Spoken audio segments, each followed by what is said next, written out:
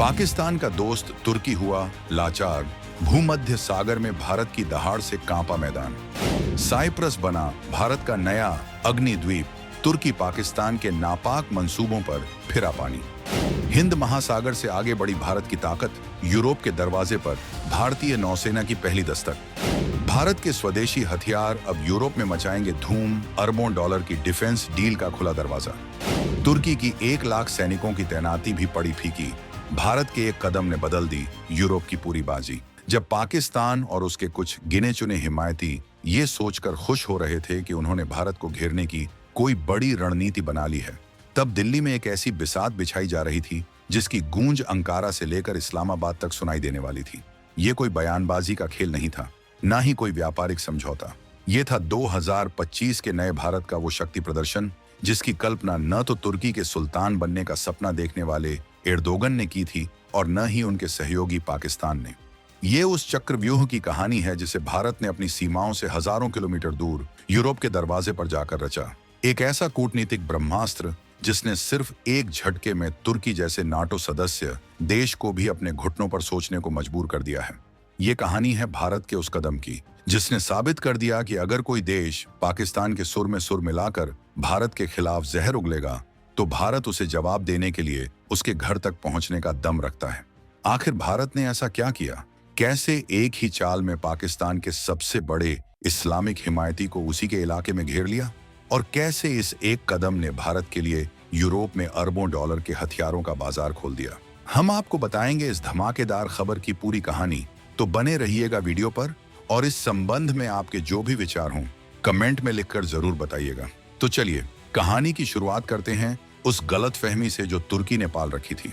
पिछले कुछ सालों से तुर्की के राष्ट्रपति रेसेप तैयप एर्दोगन खुद को इस्लामिक दुनिया का नया खलीफा साबित करने की होड़ में पाकिस्तान के साथ मिलकर कश्मीर पर भारत के खिलाफ लगातार बयानबाजी कर रहे थे। संयुक्त राष्ट्र से लेकर हर अंतर्राष्ट्रीय मंच पर तुर्की ने पाकिस्तान का बेशर्मी से साथ दिया। उन्हें शायद ये लगा कि भारत ज्यादा से ज्यादा क्या करेगा, एक कूटनीतिक बयान जारी करेगा या फिर व्यापारिक संबंधों की समीक्षा करेगा। उन्हें भरोसा था कि भारत एक क्षेत्रीय ताकत है जो सिर्फ हिंद महासागर और अपनी सीमाओं तक ही सीमित है। वो ये भूल गए कि भूगोल इतिहास बदल सकता है, लेकिन आज का भारत भूगोल को अपनी ताकत से बदलने का हौसला रखता है। तुर्की ने सोचा था कि वो भारत से हजारों किलोमीटर दूर है, नाटो का सदस्य है, इसलिए वो सुरक्षित है। और यही उनकी सबसे बड़ी और ऐतिहासिक भूल थी, क्योंकि ये 2025 का नया भारत है जो अब डिफेंस नहीं बल्कि फोर्स प्रोजेक्शन की नीति पर चलता है। और इसी नीति का पहला ट्रेलर दुनिया ने तब देखा जब भारतीय नौसेना के सबसे आधुनिक युद्धपोत बिना किसी शोर शराबे के अरब सागर, लाल सागर और स्वेज नहर को पार करते हुए सीधा पहुंच गए भूमध्य सागर में, तुर्की के ठीक पिछवाड़े यानी साइप्रस के तट पर। यह कोई औपचारिक दौरा नहीं था, ये एक साफ और सीधा संदेश था। भारतीय युद्धपोतों ने साइप्रस की नौसेना के साथ मिलकर पासिंग एक्सरसाइज की। सैन्य भाषा में ये एक सामान्य अभ्यास हो सकता है, लेकिन कूटनीति की दुनिया में ये एक परमाणु बम फोड़ने जैसा था। उस इलाके में जहां तुर्की ने 1974 से अवैध कब्जा कर रखा है, जहां साइप्रस का आधा हिस्सा आज भी तुर्की के नियंत्रण में है, वहां भारतीय युद्धपोतों की गरजती तोपों ने अंकारा में बैठे एर्दोगन की नींद उड़ा दी। ये भारत की तरफ से एक साइलेंट स्ट्राइक थी, एक ऐसी चोट जिसमें आवाज तो नहीं हुई, लेकिन उसका दर्द तुर्की आज तक महसूस कर रहा है। भारत ने साफ कर दिया, अगर तुम पाकिस्तान के साथ मिलकर हमारे आंतरिक मामलों में दखल दोगे तो हम तुम्हारी दुखती रग पर हाथ रखने से भी नहीं हिचकिचाएंगे। ये कदम इतना बड़ा था कि इसने न सिर्फ तुर्की बल्कि पूरे नाटो ब्लॉक में खलबली मचा दी। पहली बार किसी एशियाई शक्ति ने यूरोप के इतने करीब आकर एक नाटो सदस्य को सीधे सीधे चुनौती दी थी। ये उस नए भारत की हुंकार थी जो अब अपनी शर्तों पर दुनिया से बात करता है। अब सवाल उठता है कि सिर्फ एक नौसैनिक अभ्यास से तुर्की इतना क्यों बौखला गया? आखिर ऐसा क्या हुआ कि इस अभ्यास के तुरंत बाद तुर्की ने घबराहट में उत्तरी साइप्रस में अपने 1 लाख से ज्यादा सैनिक तैनात कर दिए? इसका जवाब छिपा है भारत और साइप्रस के बीच हुए उस गुप्त समझौते में, जिसकी भनक दुनिया को बहुत बाद में लगी। दरअसल जब प्रधानमंत्री मोदी साइप्रस की यात्रा पर गए तो दुनिया की नजरें सामान्य व्यापारिक समझौतों पर थीं, लेकिन पर्दे के पीछे जो हो रहा था वो एक बहुत बड़ी रणनीतिक शतरंज की चाल थी। भारत और साइप्रस ने एक कॉम्प्रिहेंसिव स्ट्रेटेजिक पार्टनरशिप पर हस्ताक्षर किए। ये सिर्फ भारी भरकम शब्द नहीं थे, इसके मायने बहुत गहरे थे। इस साझेदारी में रक्षा सहयोग, समुद्री सुरक्षा और सबसे महत्वपूर्ण हथियारों की आपूर्ति शामिल थी। यही वो बात थी जो तुर्की को सबसे ज्यादा चुभी। तुर्की को ये डर सताने लगा कि भारत अब साइप्रस को वो सैन्य तकनीक और हथियार दे सकता है जो उसे आज तक यूरोप या अमेरिका से नहीं मिले, और ये डर बेवजह नहीं था। याद कीजिए, भारत ने यही रणनीति आर्मेनिया के साथ भी अपनाई थी। जब अजरबैजान, तुर्की और पाकिस्तान के ड्रोन और हथियारों के दम पर आर्मेनिया पर हावी हो रहा था, तब भारत ने आगे बढ़कर आर्मेनिया को अपने स्वदेशी Pinaka, rocket launcher, anti drone system और रडार दिए थे। भारत ने दुनिया को दिखा दिया था कि वो अपने दोस्तों को अकेला नहीं छोड़ता। अब वही कहानी साइप्रस में दोहराई जा रही थी। साइप्रस, जो यूरोपीय यूनियन का सदस्य होने के बावजूद तुर्की के अवैध कब्जे के सामने लगभग अकेला पड़ गया था, उसे भारत के रूप में एक भरोसेमंद और ताकतवर साथी मिल गया। भारत ने साइप्रस को वो आत्मविश्वास दिया कि अगर दुनिया तुम्हारी मदद के लिए आगे नहीं आ रही तो हम तुम्हारे साथ खड़े हैं। यहीं पर हमें फोर्स प्रोजेक्शन के असली मतलब को समझना होगा।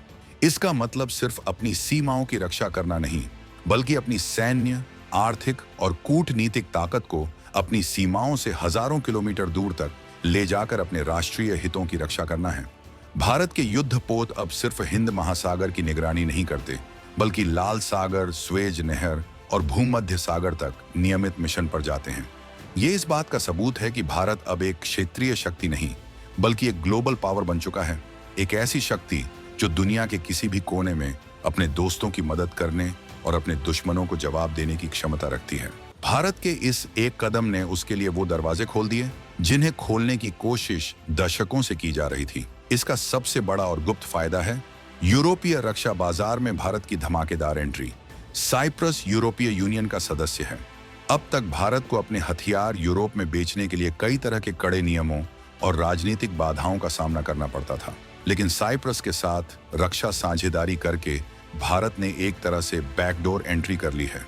अब भारत अपने स्वदेशी drone, radar system, missile guidance technology और दूसरे हथियार सीधे साइप्रस को बेच सकता है, और साइप्रस के जरिए ये हथियार पूरे यूरोपियन यूनियन मार्केट तक पहुंच सकते हैं।